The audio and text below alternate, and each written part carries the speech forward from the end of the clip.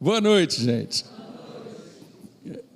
Eu vou repetir o que eu sempre falo aqui, mas é a pura verdade, não é só repetição. Eu amo vir aqui, é um prazer imenso estar com vocês, uma alegria. Eu estou olhando para cada um dos rostos aqui, porque eu conheço vários de vocês, outros eu quero conhecer. É um prazer imenso, uma alegria caminhar com vocês em algum nível, né? A gente participa um pouquinho, a gente sente como se a igreja fosse realmente uma só, e nós somos irmãos em vários níveis, e é uma alegria. Realmente eu tenho essa honra imensa de ser sobrinho da Deise, e aí tu veio e entrou para a família, tem que lembrar disso, né? E do Elinho também, que é uma pessoa que Deus colocou no meu caminho de uma maneira muito especial, e muito do que acontece na minha vida foram algumas sementes que eu recebi do pastor Hélio, muito mesmo, ministerialmente. Eu percebo muito claramente, assim, de vez em quando eu tentando imitar ele, né, às vezes me perguntando o que Jesus faria, mas quando eu não encontro a resposta, o que o Elinho faria? Às vezes eu penso também. E graças a Deus por causa dessas influências na nossa vida. Quantos aqui também tem pessoas assim que influenciam você poderosamente? O seu pastor é uma delas, amém? Graças a Deus por isso. E eu queria dar aqui a vocês um voto, qual é a melhor palavra? Dar a minha palavra a vocês, que eu vou voltar a ler a Bíblia de papel a partir de hoje. Tá? Me senti bastante constrangido aqui, um pouco de fora. Tá? Vamos ver se a gente volta agora para essa prática tão importante. Tem muito botão aqui, qualquer um eu posso apertar? É isso aí, esse é o nosso tema hoje. O Elinho falou assim, se o André falar para vocês, tem que perdoar, não sou eu que estou falando da Bíblia que fala, né? Mas essa é uma mensagem, falar sobre perdão, que muita gente já ouviu 1000 vezes e alguns de nós têm um pouco o coração fechado. Então tem certas coisas que a gente gosta de ouvir na igreja, tem outras que a gente preferia não ouvir, mas são importantes. Eu acho que o que eu vou falar para você hoje não é novo para você, e ao mesmo tempo talvez se encaixe nessa categoria, porque tempo, esperar para nós é frequentemente desafiador. Mas eu queria conversar com você nessa noite sobre como Deus enxerga isso. Como é que é a visão que Deus tem a respeito de como as coisas acontecem no seu tempo, na nossa vida.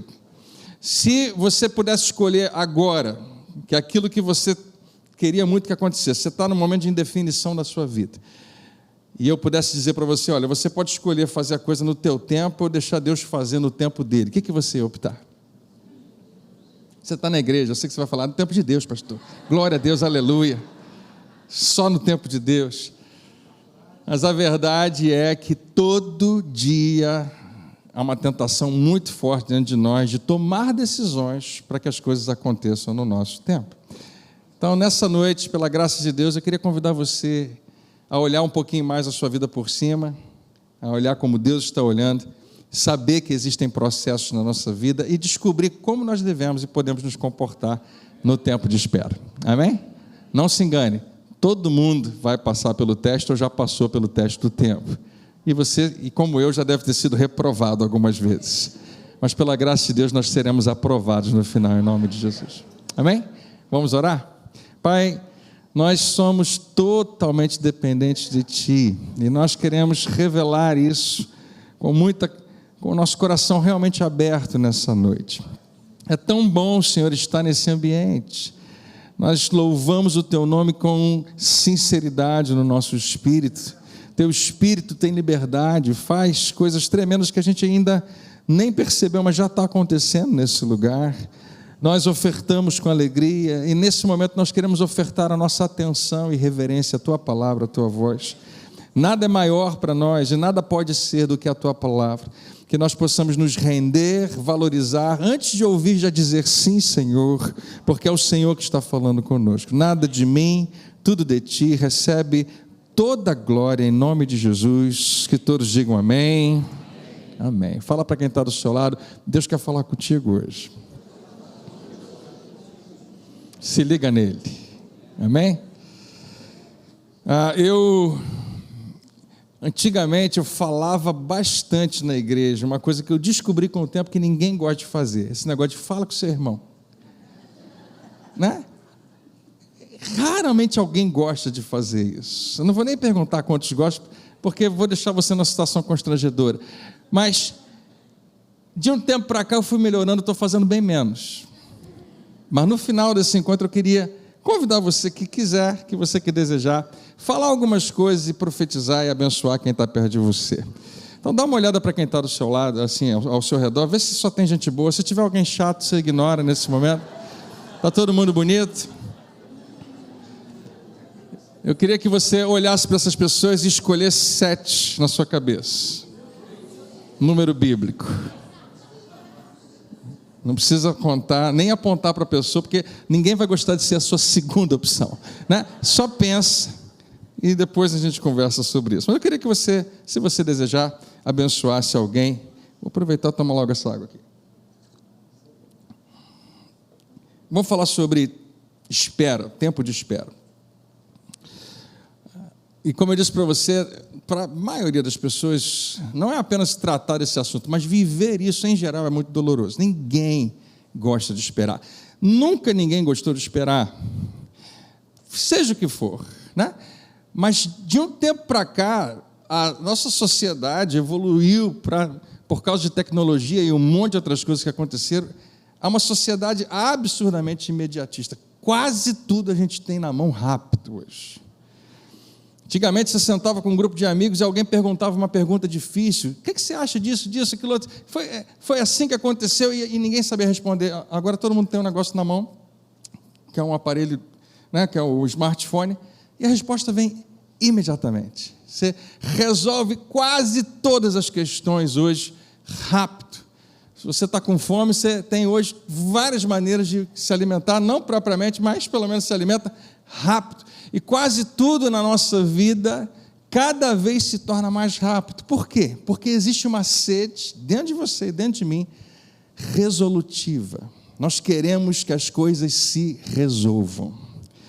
Quantos aqui, igual tem no seu celular uma lista de coisas para fazer, as coisas que você tem que fazer amanhã ou depois, levanta a sua mão. Algumas pessoas. Quem consegue sobreviver sem uma lista a fazer? Eu não sei como você consegue. Se eu não anotar alguma coisa, eu jamais vou me lembrar. Jamais. Eu sei que alguns de vocês são iguais a mim, mas continuam sem anotar nada, né? Mas se não anotar, eu não vou fazer, eu vou esquecer completamente. A não ser que seja algo extremamente rotineiro na minha vida. Mas eu anoto. E a coisa que eu mais amo é cortar essas coisas. Já fiz. Já resolveu. Quem diz amém? Testificou no seu espírito agora. Só que você já percebeu que depois que você corta esse, aparece mais 3 coisas na sua lista? E nunca acaba. Eu sei que isso é muito fácil de perceber em mim. Eu sou extremamente resolutivo. Eu gosto de ver coisas resolvidas. Por isso que eu não sou um bom conselheiro.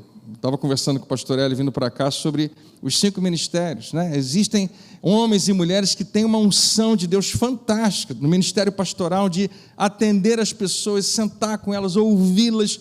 E graças a Deus por essas pessoas, alguns são, outros não são. Eu percebi na minha vida que eu não sou. Eu sou outras coisas. Talvez eu seja até bom em algumas outras. Em algum nível eu posso acolher pessoas e posso ajudá-las, mas não é tanto a minha praia. Eu faço mais isso, eu ensino no púlpito, tem outras questões, mas eu já cheguei a essa conclusão de que eu não sou bom justamente por isso, porque eu quero resolver. Então a pessoa senta comigo e ela começa a falar, e eu peço perdão a todos vocês, mas eu estou abrindo meu coração. Em 1 minuto que a pessoa está falando, eu estou pensando, ela não precisa falar mais, eu já sei como resolver isso. Não precisa ir muito além, porque eu sou educado, eu não vou falar agora, mas eu já estou com a resposta prontinha. Faz isso e está resolvido. E um bom conselheiro jamais vai fazer isso. Um bom conselheiro vai ouvir e vai continuar ouvindo. Aliás, isso é uma chave espiritual para qualquer relacionamento. É bom quando você faz isso. Aliás, Tiago já falava que a gente deve ser pronto para... Então você já viu que eu estou em pecado, né? E demorado para falar. Mas eu já me vi várias vezes querendo resolver o problema de alguém. E depois que eu falava alguma coisa para aquela pessoa, ela ouvia e falava, é verdade, pastor. Depois que eu trazia a solução para ela continuava falando, eu falei assim, meu Deus, não tem nada a ver o que eu falei para ela, nunca eu deveria ter dado essa sugestão, era só eu continuar ouvindo que a gente ia chegar no outro lugar, mas é a vontade de resolver. Um bom conselheiro ouve, e quando é a vez dele de falar, ele faz uma pergunta, para ouvir mais ainda. Graças a Deus por essas pessoas, né? É tão importante. E ele chega, um bom conselheiro, ele faz com que a pessoa chegue às suas próprias conclusões, responda a questão, porque já está lá dentro dela. Mais uma vez, eu dou louvo a Deus por homens e mulheres que receberam essa unção. Mas eu percebi que na minha vida eu tenho uma questão de resolver, eu quero resolver, e muitos de vocês são como eu. Outros não. Talvez na sua própria personalidade você tenha traços diferentes, que faz você ser um pouquinho melhor nesse aspecto. Um pouco mais paciente, um pouco mais tranquilo, um pouco mais contemplativo, observador, antes de tomar decisões. A gente fala que pessoas tomam decisão sem pensar. Ninguém toma decisão sem pensar. Muitos tomam decisões sem pensar o suficiente, sem realmente ponderar sobre aquilo. E, em geral, sempre dá errado. A maioria das pessoas que eu conheço que tomaram decisões precipitadas, aliás, a Bíblia fala sobre isso, acabaram errando, porque tomaram uma decisão para resolver um problema. Quero resolver agora. Eu queria falar um pouquinho disso com você nessa oportunidade. Mas deixa eu fazer uma pesquisa. Nesse momento na sua vida, existe alguma indefinição? Existe algo que você está... Quem aqui está esperando alguma coisa? Levanta alto a sua mão. Está esperando que algo... Nossa. Levanta mais alto e olha ao redor, por favor. Você não está sozinho, né? Você está esperando uma resolução, você está esperando uma definição, você está esperando uma resposta, você está esperando uma decisão judicial. Sinto muito, a justiça que é rapidinha, né, no nosso país, demora, beça, né? Nós vivemos dias de imediatismo e a nossa tentação frequentemente é resolver questões porque, mais uma vez, nós temos pressa. Você já parou para pensar? Eu posso estar falando uma coisa que você não diga, André, eu não acho que é 100%, tudo bem, mas parece que 100%, parece que a maior parte, ou quase todas as nossas tentações, tem um aspecto de pressa. Resolve agora, não espera mais. Você tem um desejo, você tem uma vontade, para que esperar? Resolve agora para você ter o resultado agora. Quando você olha para as tentações de Jesus, em Mateus capítulo 4, né? Ali tem 3 momentos que Satanás fala com Jesus. Se você observar, todos os 3 têm esse fator pressa. Resolve agora, Jesus. Será que Deus não está falando alguma coisa com a gente? Porque já está dentro de nós um desejo de resolver rápido. Você lembra de Deus falando com Abraão que ia dar a ele um filho, e em algum momento depois Sara tem uma ideia genial? Todo mundo conhece? Se deita com a minha escrava. O que é isso? O que está dentro de Sara? Vamos resolver logo isso. Quem sabe isso não é o que Deus queria que acontecesse? E eu e você conhecemos pessoas, e talvez você seja uma dessas pessoas que, porque preferiu decidir algo, não soube esperar um tempo de Deus, marcou a sua vida às vezes para sempre. E outras pessoas sofrem, você também, porque nós somos pessoas apressadas. E apesar do mundo que nós vivemos ser um mundo que cada vez mais é imediatista, eu queria te falar que Deus não mudou. Deus estabeleceu estações. Deus estabeleceu processos. Nos últimos anos, desde que eu me tornei pastor de igreja, antes eu era pastor de jovens, era tão mais fácil. Os jovens tinham problemas diferentes. Quando eu me tornei pastor de uma igreja, eu descobri a quantidade de questões que as pessoas carregavam na sua vida, especialmente lá em Jacarepaguá, quando eu me tornei o pastor da igreja, que eu vi acontecer uma coisa que eu nunca tinha visto. Todo mundo tinha problema familiar, todo mundo exagero. Muita gente vinha falar comigo sobre questões familiares, questão de casamento, questão de filho, que são problemas normais, que acontecem com todo mundo, mas eu não tinha experimentado aquilo ainda.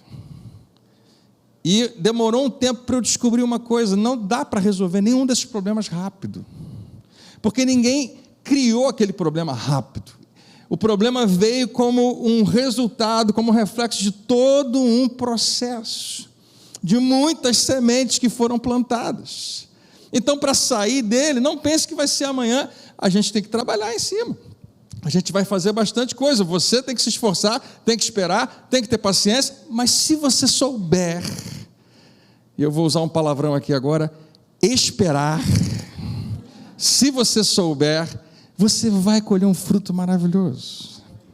Diga comigo, no reino de Deus, tudo é plantar, esperar. Não, ficou sem graça. Vamos de novo. No reino de Deus, tudo é plantar, esperar e colher. Olha para a palavra de Deus, você vai ver esse tempo todo. No reino de Deus é assim. Então agora vem a minha segunda pergunta para você. Todo mundo aqui está no momento de espera. Quem aqui adora esperar? Nenhuma mãozinha levantar. Como eu estava dizendo, você está comprovando que está na nossa natureza uma dificuldade muito grande nessa questão. E ainda assim, a palavra de Deus diz que os que esperam no Senhor, para Deus, esperar não é algo ruim. Pensa um pouquinho nisso. Para nós é. Mas quem sabe a gente pode renovar nossa mente e começarmos a pensar um pouquinho como ele pensa. Ao invés de sermos resolutivos, aprendermos a ser redentivos. Existe algo que acontece enquanto você espera. Que se você apressar o processo, usando uma linguagem bem espiritual, vai dar ruim. Talvez você esteja esperando hoje uma resposta profissional, uma resposta de emprego, talvez esteja esperando uma resposta relacional, casamento, ou outras questões relacionadas à sua família, como eu disse, uma causa na justiça, aumento, não sei se você está esperando um aumento, uma promoção, algo foi prometido a você, mas ainda não aconteceu. Mas a verdade é que é quase improvável que alguém esteja numa fase da vida onde está tudo resolvido. Sempre tem uma indefinição. Às vezes você está esperando um filho. Tem alguém aqui esperando um filho? Alguma grávida? Levanta assim. Que legal. Alguém levantou lá também ou está só sonhando ainda com ele? Né? A grávida é o melhor exemplo de todos para tratar desse assunto. Por que é uma gravidez? Gravidez é um ótimo exemplo de Hebreus capítulo 11. É a certeza de algo que se espera. Vai acontecer? Vai. É só uma questão de tempo. E é tão importante a gente perceber que Deus, Ele sabe que aqueles 9 meses são muito importantes. A ponto de que se você quiser ter o filho com 3 meses, o que vai acontecer? Você vai abortar. E o plano que era bom, que era perfeito, que era maravilhoso, não vai acontecer, porque eu quis resolver mais cedo. Mas Deus sabe que o processo é muito importante. E cada personagem bíblico ilustra isso perfeitamente. Ninguém foi usado por Deus na instantaneidade. Não, nenhum deles foi instantâneo. Seja o que for, tem coisas que a gente tem uma expectativa boa, a gente tem que esperar, mas a gente gosta de esperar, mas são raras. Por exemplo, a gente está em janeiro, quem está com férias planejadas aí, diga amém. É bom, não é? Você já sabe o que você vai fazer, já arrumou tudo bonitinho, já fez a programação, passar 5 dias ali em Guabinha, vai ser muito bom. Mas tem algumas esperas que são tão dolorosas. Algumas pessoas com as quais eu conversei acabaram de viver uma crise profunda. Perderam alguém, perderam um casamento, perderam um emprego, estão num momento de indefinição, estão esperando o quê? Estão esperando uma tempestade passar. Mas todo mundo que está aqui, porque eu só estou vendo adultos, todo mundo aqui já passou por isso. Todo mundo aqui já teve que esperar alguma coisa. Você com certeza já teve algumas crises, alguns problemas, algumas coisas graves na sua vida que passaram. Passou, teve o seu tempo, mas aconteceu e terminou. Houve um tempo de espera, mas esse tempo passou. Graças a Deus. Né? Você já parou para pensar nas coisas que já aconteceram? E é bom lembrar o que Deus já fez na sua vida. Como Ele já te livrou de tanta coisa. Como Ele já fez com que um tempo de deserto acabasse na sua vida. Maravilhoso. Todo mundo tem uma história para contar, e eu gosto de ilustrar isso da seguinte maneira, na experiência que eu e você temos com uma ferida física normal. Quer ver mais uma pergunta de pesquisa? e eu acho que quase todo mundo vai levantar a mão, quem aqui tem no seu corpo uma ou mais cicatrizes? Bastante gente. Vocês tiveram infância, glória a Deus. Né?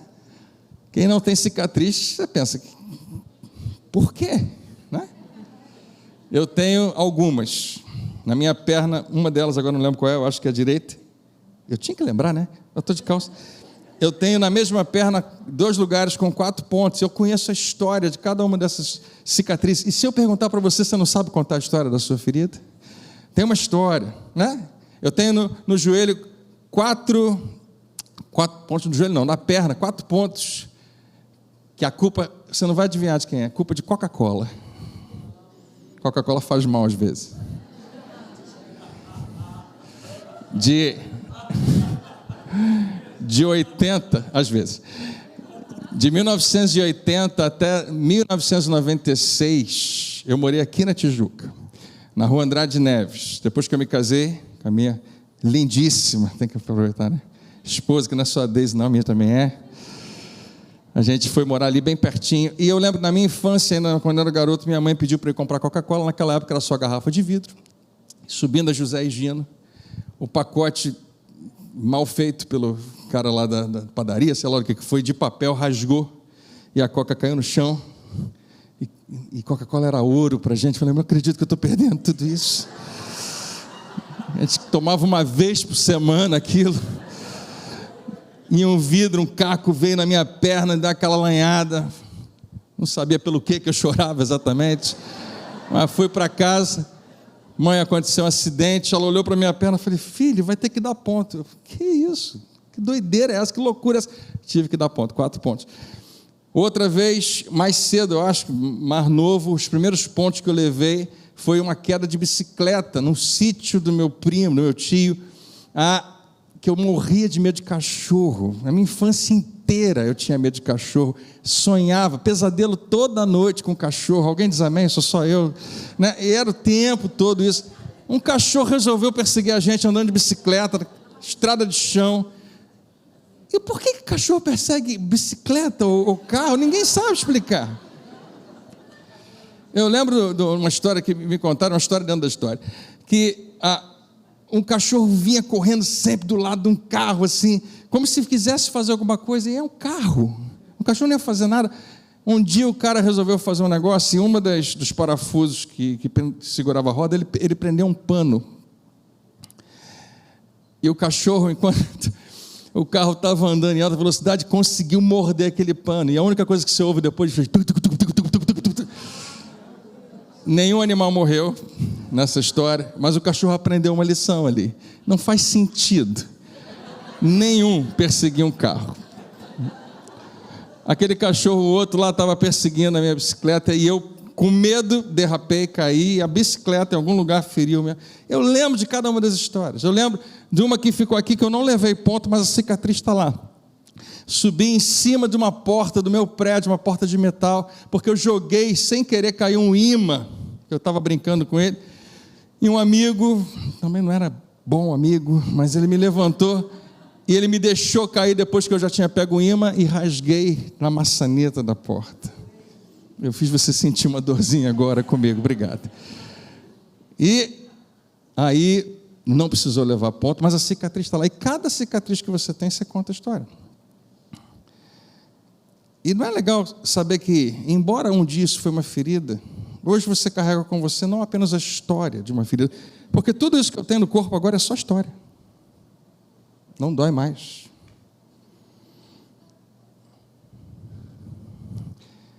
Eu lembro no pastor usando essa mesma ilustração contar a seguinte história, e eu acho que é verdade, que uma criança também teve uma ferida profunda, não deu ponto, botou um curativo, a mãe lá, mas parece que não precisava levar ponto, mas a ferida estava meio funda, e todo mundo que chegava na casa para visitar a mãe, a família e a criança, ela fazia um beicinho quando chegava, mostrava aqui o braço enfaixado, e a pessoa falava, oh querido, que triste, você se machucou. Ele machucou, arrancava o curativo, abria, mostrava assim, olha aqui, nossa, mas está triste. Ele ia, mexia, mostrava a profundidade da ferida, olha como é que...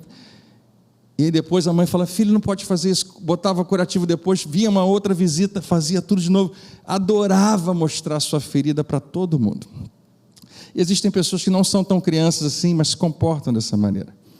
E querem que, de alguma maneira, outros possam sentir um pouquinho da dor que eu senti, hoje estou sentindo. Então a minha ferida, ela nunca sara, porque nós não aprendemos o poder de deixar Deus usar o seu próprio corpo, ou o seu próprio espírito para sarar à medida que você espera. Existe um tempo. E eu não vim pregar a você dizendo que o tempo cura tudo, mas a verdade é que eu e você sabemos que o tempo é extremamente poderoso, quando a gente sabe propriamente usá-lo. O que acontece é que existem cicatrizes na nossa vida que parece que jamais vão fechar, porque nós falhamos no tempo da espera. Não permitimos um processo. Deixa eu colocar para você um versículo. Isaías capítulo 40 diz assim, será que você, eu acho essa primeira pergunta importante, será que você não sabe? Porque a nossa tendência é essa, a gente não sabe, ainda não ouviu falar que o Deus eterno, Criador de todo mundo, como o Elinho nos convidou aqui hoje, né? A lembrar enquanto a gente segurava o cálice, quem Ele é? Quem é o nosso Deus? Criador de tudo que há. Por que isso faz parte de versículos como esse? Para você começar a entender a grandeza. A igreja de Atos, quando estava sendo perseguida, a igreja primitiva, levantou uma oração a Deus, e antes de falar para Deus, Senhor, a gente está sendo perseguido, tem gente sendo presa, eles começam dizendo assim, Tu soberano Senhor, Criador do céu e da terra e de tudo que existe. Primeiro a gente lembra quem Ele é, para ninguém ficar pensando que o nosso problema é grande coisa, porque para Deus é pequeno demais. Então parece que é importante lembrar disso aqui, Criador de todo mundo, nunca se cansa, nem perde as suas forças, ninguém é capaz de imaginar a grandeza da sua sabedoria. Ele dá força aos cansados e vigor aos fracos, assim como Ele não se cansa, Ele não quer que seus filhos se cansem também. Fracos e desanimados, até os jovens se cansam normalmente, e moços perdem as forças e caem, qualquer pessoa no mundo experimenta isso, mas os que esperam no Senhor sempre renovam as suas energias, sobem voando como águias, correm e não se cansam, caminham e não perdem as forças. Glória a Deus. Existe uma perspectiva que a gente precisava adotar a respeito de espera. Como eu disse a você, claro, eu fiz uma pesquisa, ninguém gosta. E eu não quero que você entenda Deus como um Deus que gosta do que você não gosta, que gosta de ver você sofrendo, tendo que esperar. Não, eu queria que você entendesse que na perspectiva dele, esse tempo é poderoso na sua vida.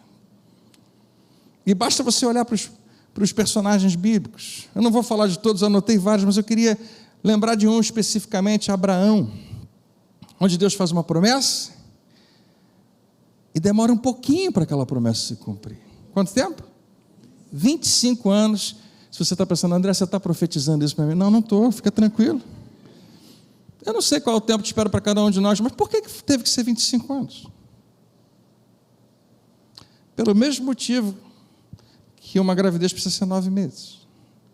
Existem coisas que acontecem nesse tempo, nesse processo, que são fundamentais.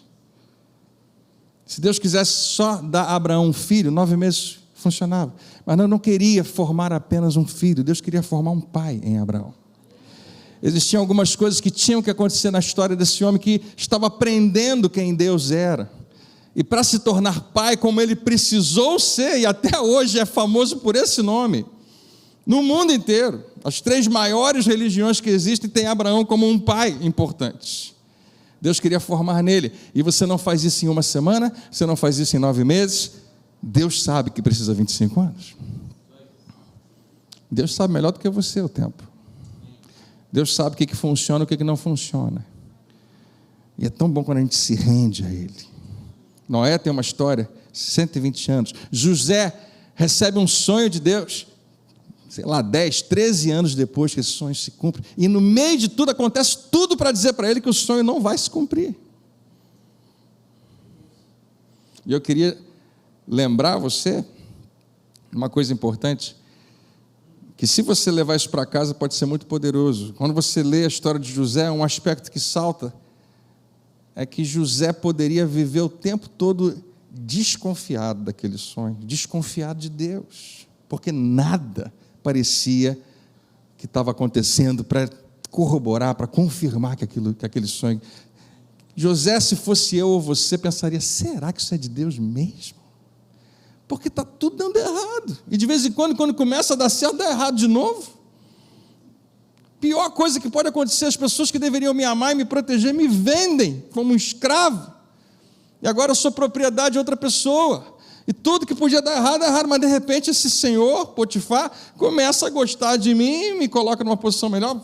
Graças a Deus por isso. Mas se Deus é real e Ele realmente tem um sonho para mim, isso aqui não faz sentido. Eu não tinha que estar aqui, eu tinha que estar na casa do meu pai. E ainda tem aquele episódio com a mulher de Potifar. Todo mundo sabe o nome dela? É isso aí. Patifona, alguém falou ali. Que poderia também questionar. Deita comigo. Ele fala, não posso. Por quê?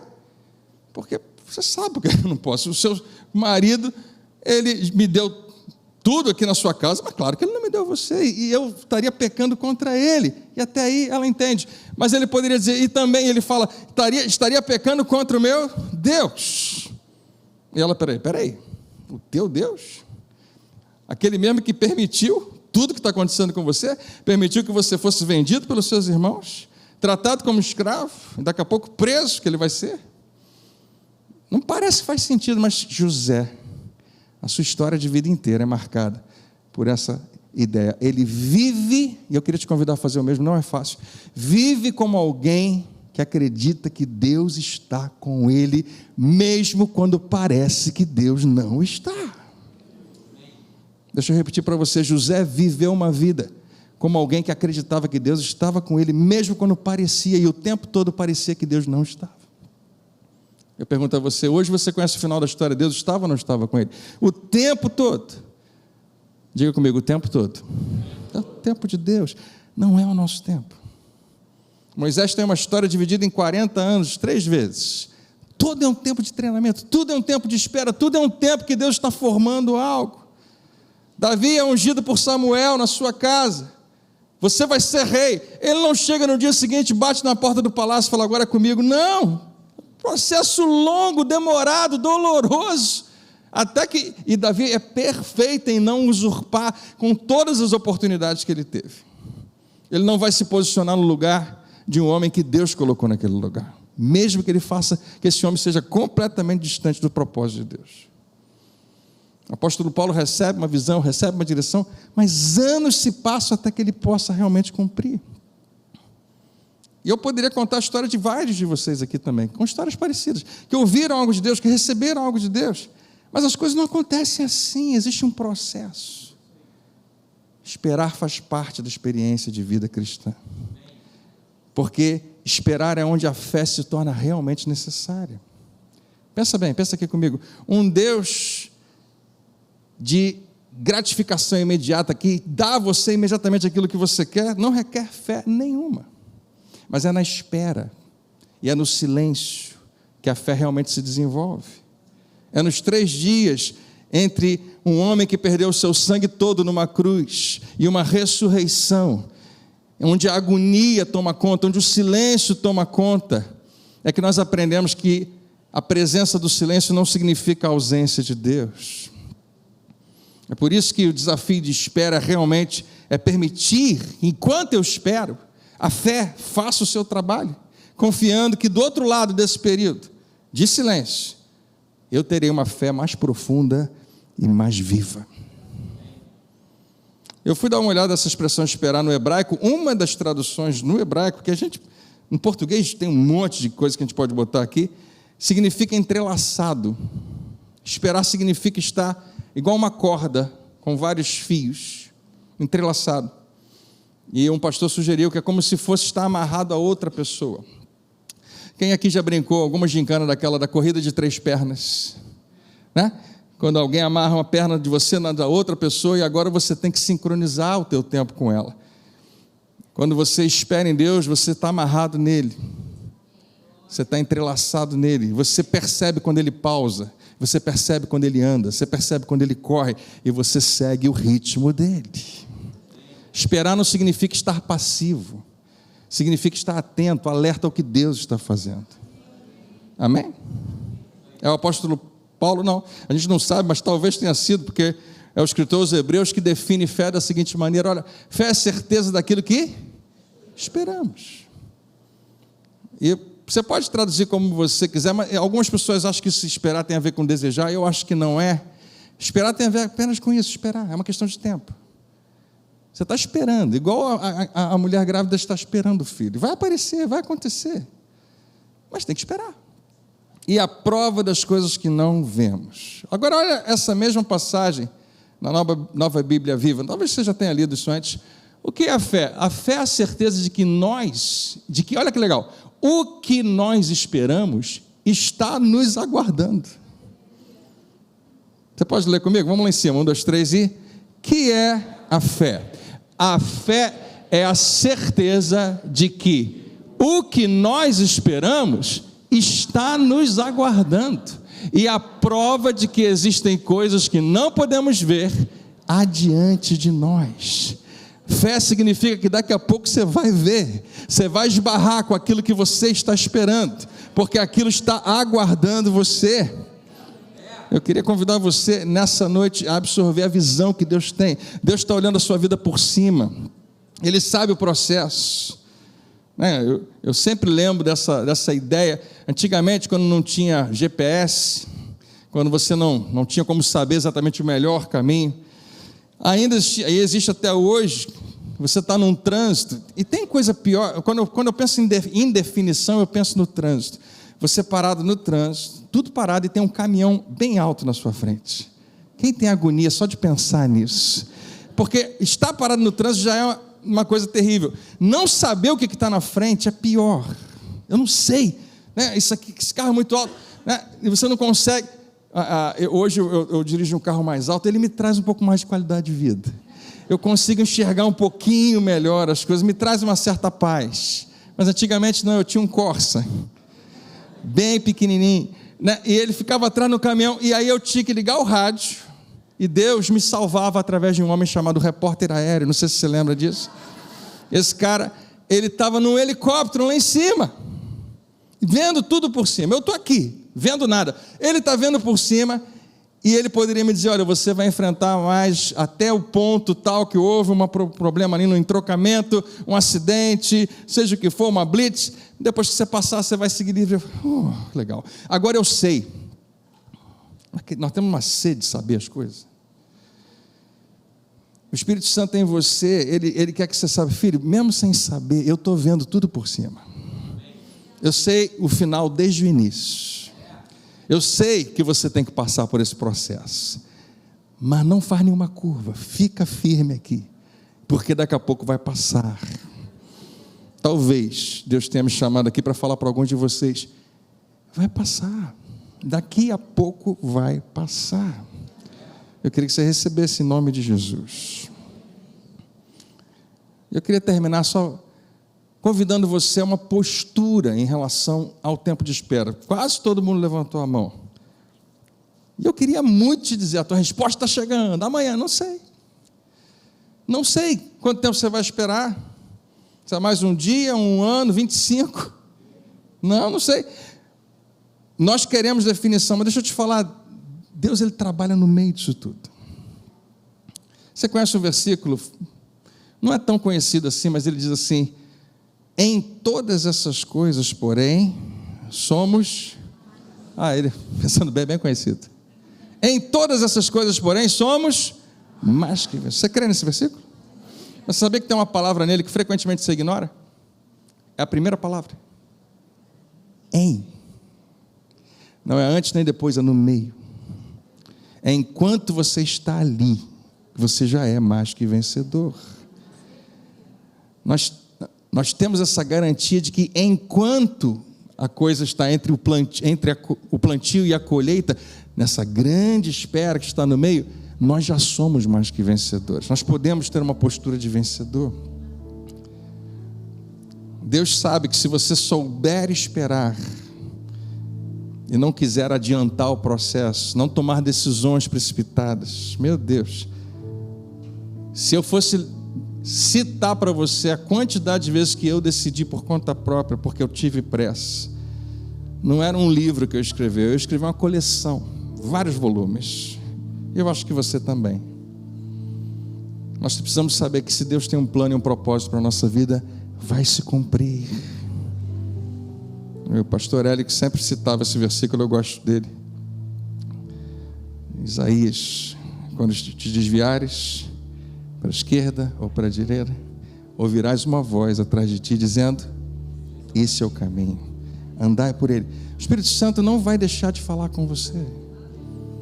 Em algum nível você vai saber dentro de você: eu tenho que ter paciência, eu preciso saber esperar. Mas antes de você voltar para casa, eu queria te convidar a pensar em alguns... esse versículo é tão bom, é tão importante. O Deus de toda a graça, que os chamou para a sua glória eterna em Cristo Jesus, depois de terem sofrido por pouco tempo, existe um tempo, os restaurará, os confirmará, os fortalecerá e os porá sobre firmes alicerces. Quanta coisa boa para quem sabe esperar, para quem se comporta propriamente.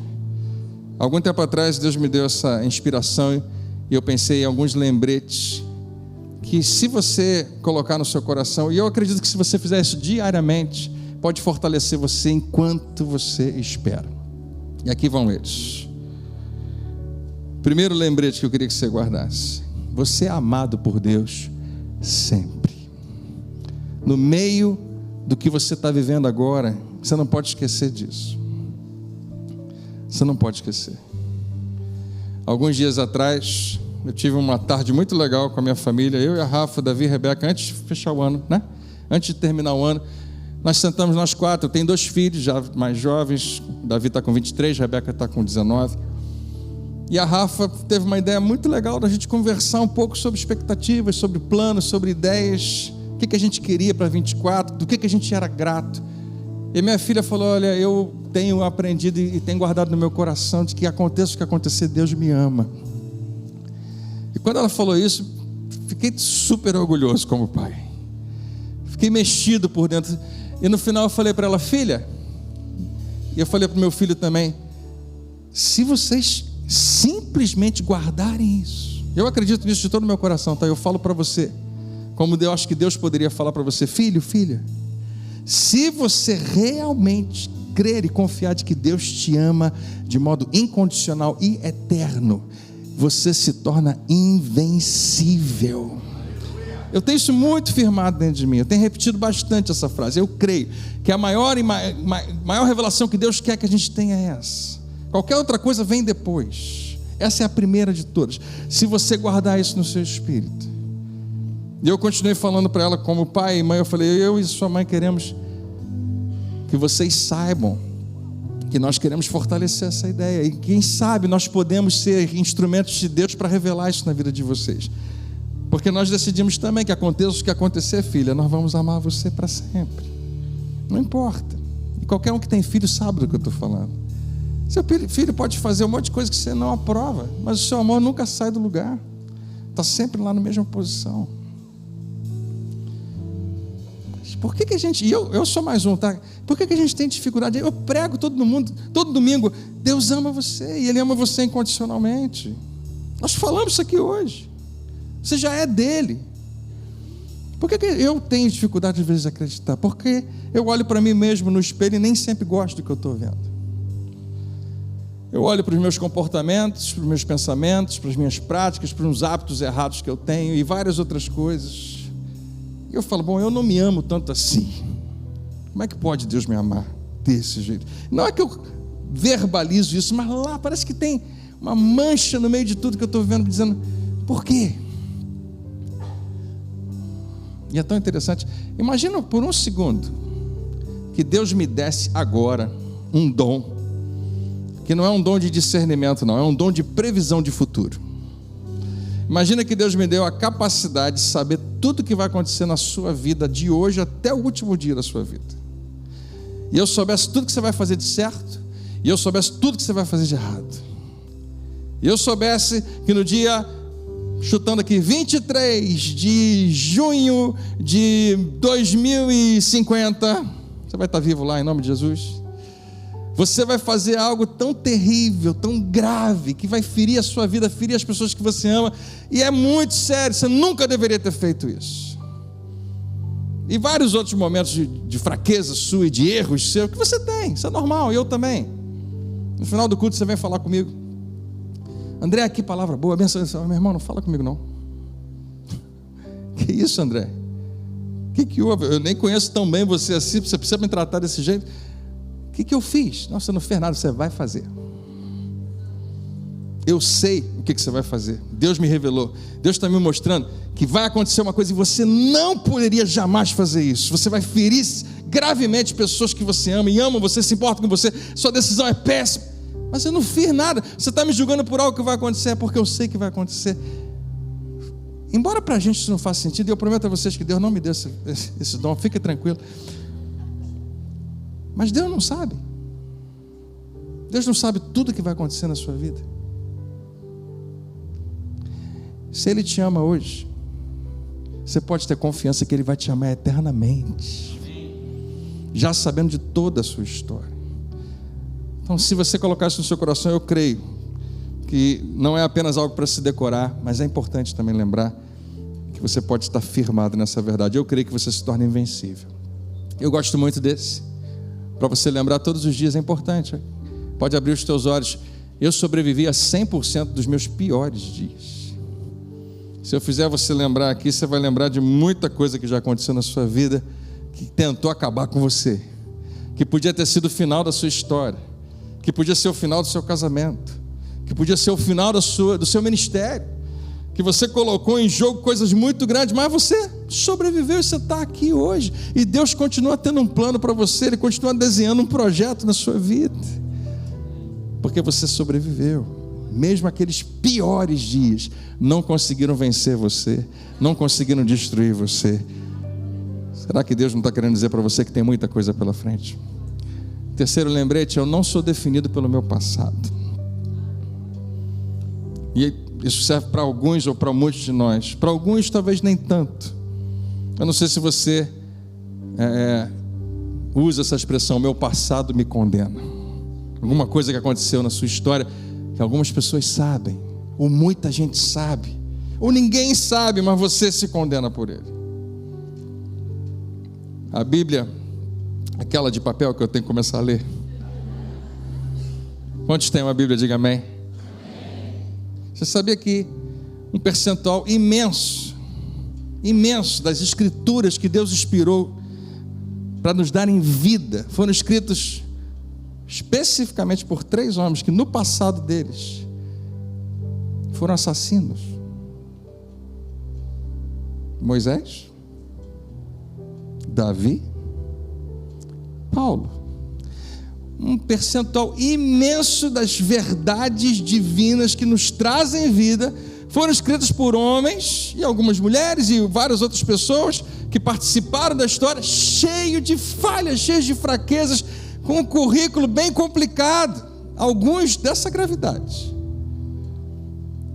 Eu não sei qual é o seu passado, não sei como é que foi a tua história até hoje, mas lembre-se, você não é definido. Deus não olha para você e diz: eu conheço a tua história, conheço o seu passado.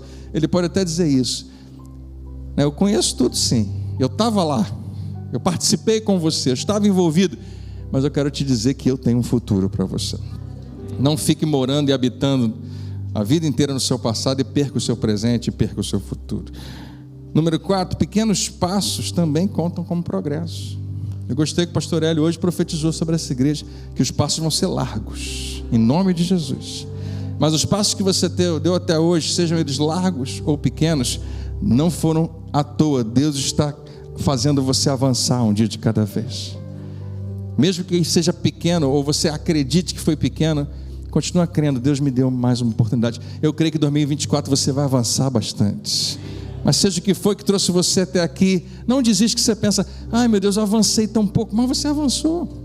Ah, mas parece que eu voltei para estaca zero. Não, você se levanta de onde você está e continua, porque o plano de Deus está acontecendo na sua vida. Amém? 5, minha história não acabou. Para alguns de vocês isso tem um impacto muito mais forte. Eu conversei com uma pessoa esses dias que eu sabia que eu precisava falar isso para ele. Olha, esse não é o último capítulo da sua história. Eu converso com muita gente que parece que está vivendo quando você está vivendo uma grande crise, quando você está vivendo uma grande tragédia, quando você está vivendo uma grande preocupação que provoca ansiedade na sua vida, você tem a impressão, eu sei porque eu sou igual a você, que aquilo vai ser a sua vida agora, que isso nunca vai passar. É um engano do diabo na nossa vida, acreditar que aquele capítulo da nossa vida parece que é o capítulo final, eu nunca mais vou sair disso. Deixa eu te falar, é só um capítulo, vai ficar para trás. Sua história não acabou. Eu gosto desses 6, eu sou mais feliz quando eu estou servindo. Eu acredito nisso. Eu conheço muita gente que, porque decidiu servir, mudou completamente a sua perspectiva de vida. Como a gente já falou hoje também, mais bem-aventurado é dar do que receber. E o último de todos, há sempre, sempre, sempre algo para ser grato. Prometo a você, basta você se esforçar um pouquinho, e quando você sair por essa porta hoje, eu prometo a você, você consegue enumerar 40 coisas até chegar à tua casa, no mínimo 40 coisas pelas quais você pode agradecer. E quando você entrar na sua casa vai aparecer mais 100. Para cada lugar que você olhar, especialmente para a geladeira, para a sua despensa, para o seu teto, para a sua cama. Quem aqui é grato pela sua cama? Eu fiz você pensar nela agora. Um lugar maravilhoso, né? Eu amo. E várias vezes, qualquer lugar que você olhar para a sua casa, você pode dizer: Senhor, muito obrigado. As pessoas que Deus tem colocado perto de você são motivos de gratidão. Eu tenho certeza que, se não todos, quase todos estão do seu lado agora, você pode agradecer a Deus por ele. Outros não, eu sei, são mais difíceis, mas a grande maioria. E é por isso que eu queria que, como eu falei para você, que você falasse algo, profetizasse algo antes de você ir embora. Posso convidar você a ficar de pé nesse momento? Gratidão é uma chave para promoção. Você quer mais de Deus? Ele tem mais para você. Nós precisamos aprender a usar e valorizar o que Ele já tem nos dado. Você é grato por tudo que Deus já te deu? Você sabia que gratidão não expressada parece ingratidão? Não, mas eu sou muito grato. Eu realmente... Você lembra dos 10 leprosos, né? Da história? Um voltou para agradecer. Os outros também eram gratos no coração deles, mas a falta da expressão deu-nos a impressão da ingratidão. Porque eles não expressaram, ficou parecendo que não existia esse sentimento de gratidão neles. Que é como se Deus tivesse mais a que fazer mesmo na minha vida. Não, mas quando nós expressamos, e você pode fazer isso de diversas maneiras. Você já deu um presente para alguém, aquela pessoa falou: ah, legal, acho que eu já tenho esse.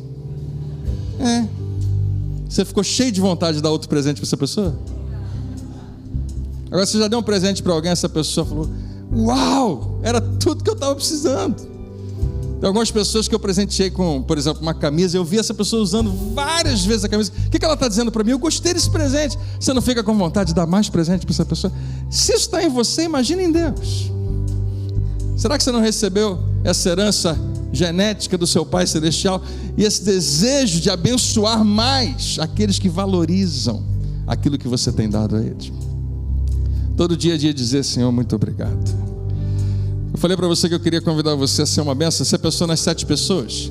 Para cada uma delas, uma só, você vai falar uma frase dessa agora na segunda pessoa. Então vira para alguém aí e diga: você é amada ou amado por Deus sempre. Só uma pessoa. Ninguém fominha não. Vamos lá, uma só. Segunda, fala para outra pessoa: você sobreviveu a 100% dos seus piores dias. Diga para alguém e recebe essa palavra. Fala para outra pessoa: você não é definido pelo teu passado. Não é. Eu estou vendo gente falando com a mesma pessoa. Preguiçoso. Número 4, fala para alguém: pequenos passos também contam como progresso. Número 5, fala para outra pessoa: a tua história ainda não acabou. Não acabou. Fala para outra: você é mais feliz quando está servindo. Eu creio nisso. E agora diga bem alto para alguém: há sempre, sempre, sempre motivo para ser grato. Amém. Glória a Deus.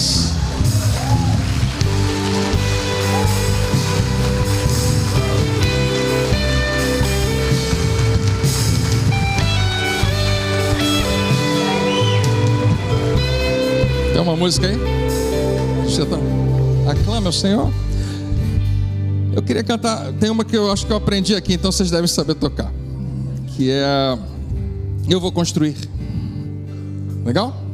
Diga, pode ser nesse tempo mesmo. Já está no tempo. Pô, estava bom o tom. Show. Isso, obrigado. Já estava no tempo e no tom. Olha aí. Vamos lá. Digno. E agora mudou o tom.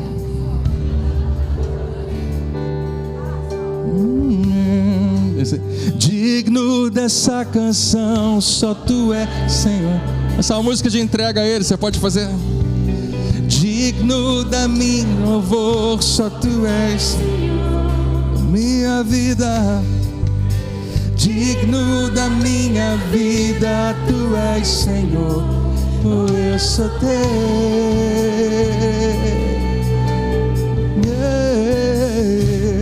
Nome que é sobre todo. Nome que é sobre todos é o teu Jesus. Tu és a fonte, fonte da salvação. Só tu és Jesus. Digno da minha vida, tu és Senhor. Oh, eu sou teu. Eu sou teu.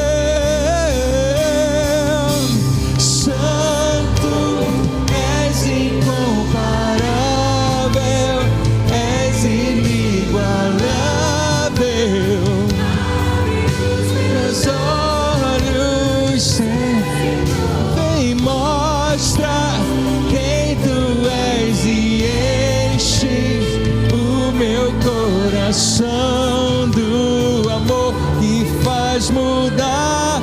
Vamos declarar: eu vou construir. Eu vou construir minha vida em ti.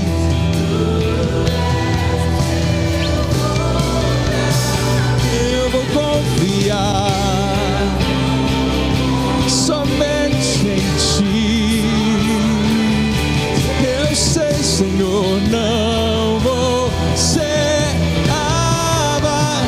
Eu vou construir, eu vou construir meu futuro.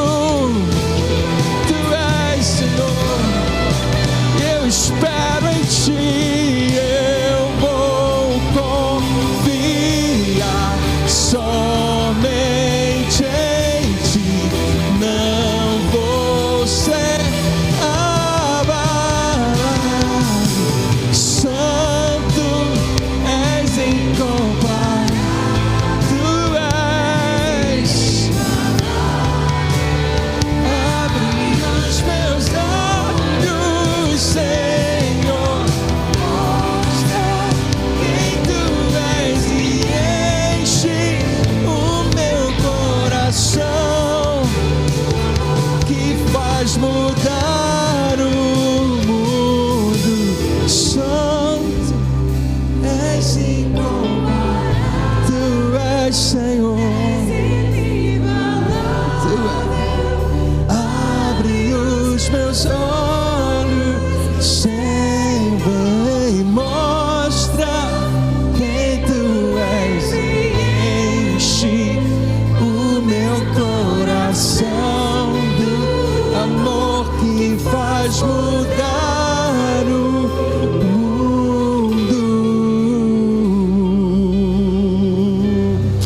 Aleluia, toda a glória a ti, Senhor, para sempre. Amém.